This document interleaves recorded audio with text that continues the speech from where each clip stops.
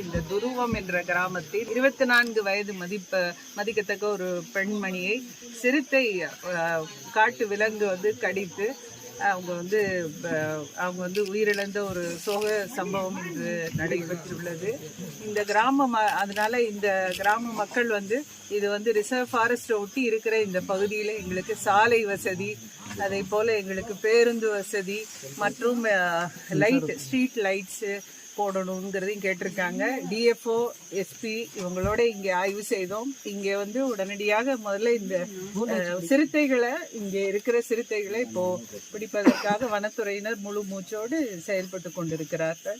மக்களுக்கு தேவையான பிற அடிப்படை வசதிகளும் நாங்கள் செய்து கொடுக்கிறோம். அரசாங்கத்தில் இப்போ இதுக்கு ஒரு சிறப்பு திட்டம் வந்திருக்குது. இந்த சோலார் வேலி அமைக்கிறதுக்காக நம்மளுடைய ஃபாரஸ்ட் ஒட்டி இருக்கிற பகுதிகளில் உள்ள கிராமங்களுக்கு அதுக்காகவும் நாங்கள் ப்ரப்போசல் அனுப்பி அரசு விரைவில் இதற்கான ஆணை பெற்று செய்து கொடுப்போம். சிறுத்தையை கண்காணிக்கும் பணி எப்போ தொடங்கப்படுமா?